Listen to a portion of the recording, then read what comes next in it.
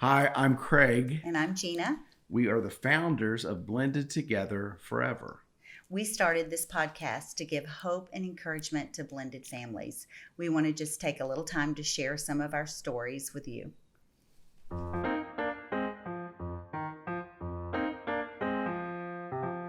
Today we're going to talk about second marriage success. So, Gina, that's a biggie. Obviously, the first one, maybe it didn't end well, like a divorce, or maybe a spouse passed away, and then the second marriage occurs. But either way, whether it's the death of a spouse or the divorce, when a second marriage comes, it comes on the heels of a loss, something painful, something that's not, it's tough. And so that has some unique characteristics the second time around. We'll talk about that. But before we talk into specifics, the statistics are tough as it is. I think in the church, the divorce rate is no different than the secular community. So even marriage as a Christian community doesn't look that much different. Yeah. And then the second time around, the divorce rate's even higher. Some research has had as high as 67%. Right. And then if by some chance people would do it a third time, it goes up to like 74%. So it's tough the first time. It's even harder the second time. We want to prevent that, obviously. Sure. Maybe we could tell our story and why we really wanted this marriage to work for many reasons for us as our kids, etc. But let's talk about that today, okay? Okay. All right. So for our, hit the high points of maybe your first marriage, and I'll hit a couple of points, just some high points of mine, and then we'll Right. talk about how we came together. I would say coming into this marriage, what I see so many couples do, and I did the same, is some things that I didn't get right in my first marriage. Resolution conflict was one I had a problem with. I looked back and I thought I just had that now, or in our marriage. Right. But it really was something that was some baggage I brought in. Right. So that was something that we had to work on, because I would revert back to the same old habits. Right. With conflict resolution, which were not good. Right. So I think it's so important to work on those things, because you tend to bring the same things in that you did in your first marriage. And if you've watched a mom or a dad, how they've dealt with conflict, you might adopt that, thinking, oh, so Right. that's how I do it. Right. So it could go way, way back. Yes. I learned how to deal Yes, with you're conflict at 5 years old. Yeah. I saw my dad just go to his cave, or my mom got angry, or in other words, we picked up clues of how we Right. deal with conflict.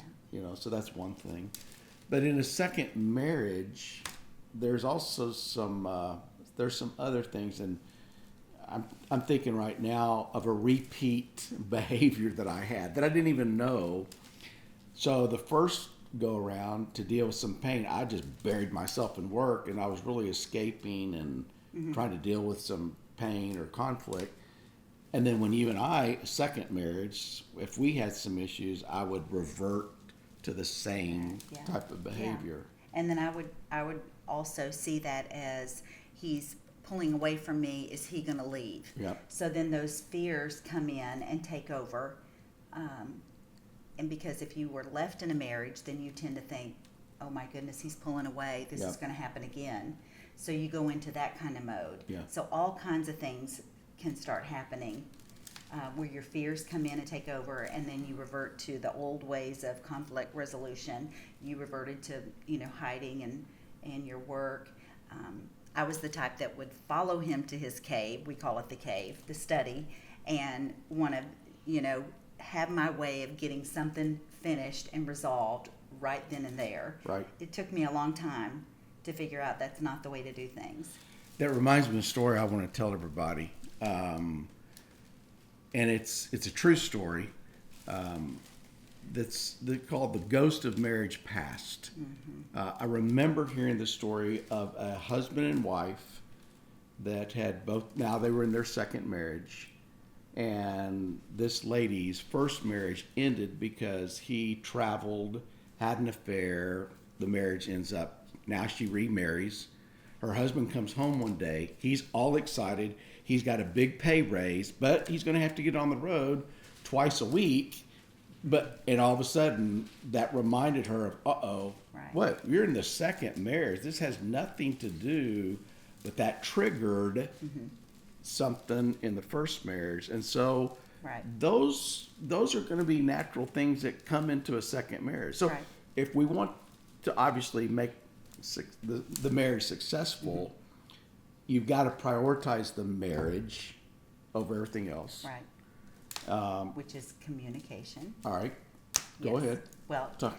having taken the time to sit down and unpacking what the fears are, what's bringing that up, what's making you feel that way. Right. So really being committed to put time into unpacking where that's coming from. Right. And even with us, there were times that we didn't do that well, and we went on and struggled through some of those, and ended up having a life coach that was in our life, that we took time to work through some things that she helped us to do. And I think also for me, I elevated my marriage the second time around, where the first time I just kind of put it on autopilot, thinking, well, we're good. We all I'm teaching a Sunday school class. We got 2 kids. We're rocking, and it's natural for maybe all people or maybe a man, but I just kind of put on, and I thought, no, I didn't. I need to elevate the second time around. Well, and that was make that a priority. We even did that in our marriage, because when you come together and you've got, an element of kids that you're blending, and we had 7, his, mine, and ours, that we were blending. You can get on autopilot on that real easy too, That's because true. all of them had activities they were in, and sports and band and schedules. So it was easy to get into that. So it is so important to prioritize, get that calendar out, and put a date down for you to attend a marriage conference every year, regardless if you need it or not. Totally agree. The time to do it is when you're not in crisis mode. And most people will elevate their marriage only. The house is on fire. Right. We got to do something. Right. And that's not the time. I mean, that's fine to get help, but proactive, Versus preventative, not panic reactive. management. Yeah, exactly. Right. So I Exactly. think that is so important, and to take time to connect every day, and not let things build up, because it's the little things that can build up, and then it's just goes overboard. Right. One thing I want to share with the audience that's watching or listening today, we try to take the positive high road with everything, but when you really look at marriage and how much it destroys families, a friend of mine, his name's David, that said, I'm convinced Satan's number one enemy to attack is the marriage, because if I can destroy you guys, then I can destroy kids, I can destroy money.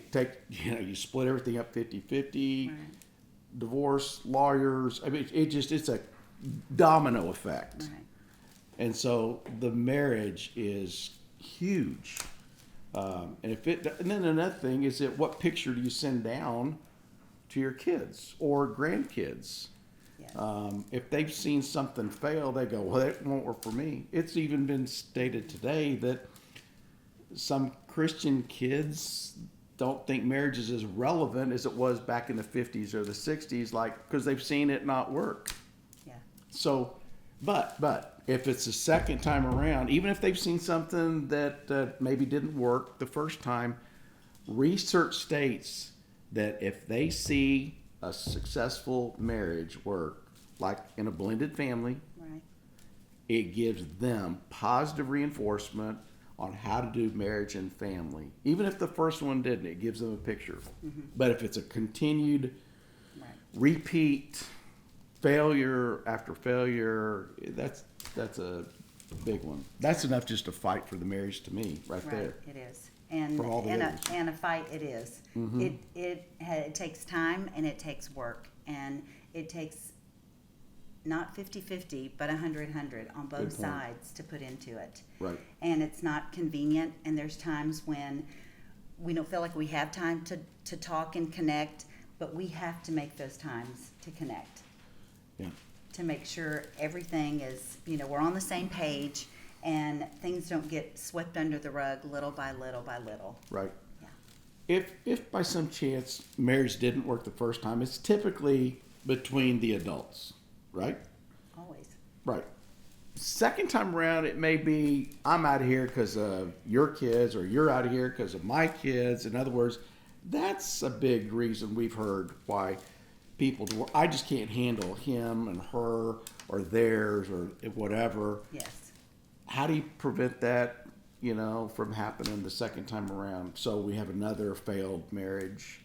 The relationship, husband wife, has got to be elevated above Right. any children. Right.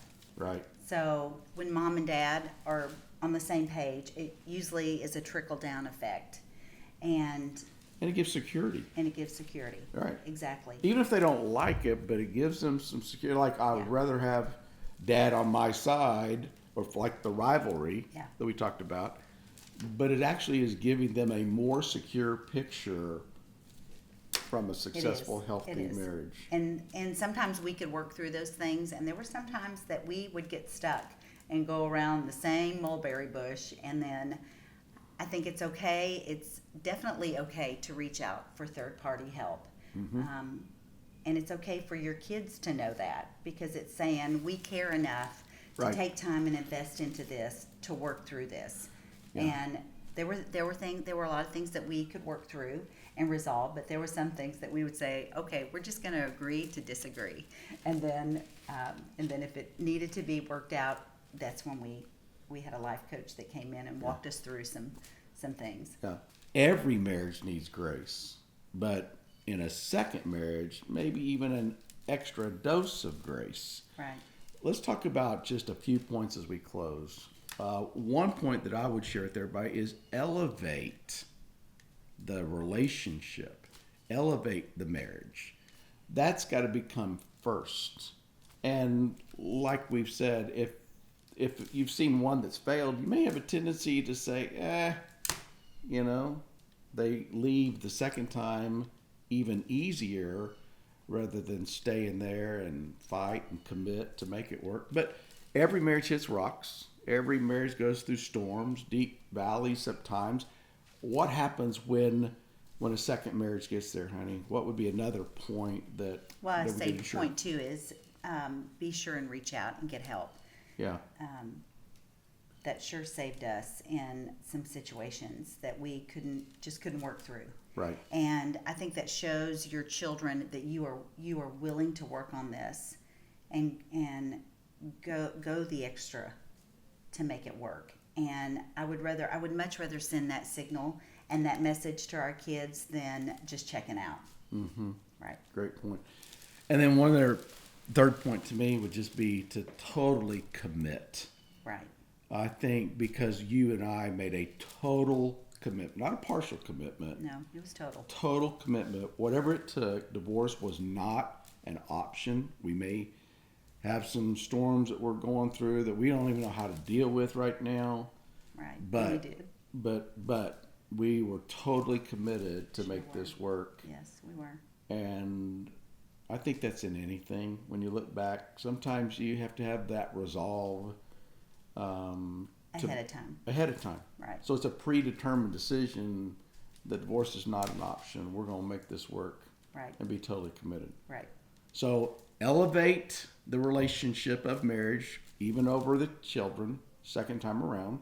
Second, when you hit some bumps in the road, it's okay to get help. In fact, do get help. Get unstuck, whatever. And the third time is make a total commitment to making this marriage last forever.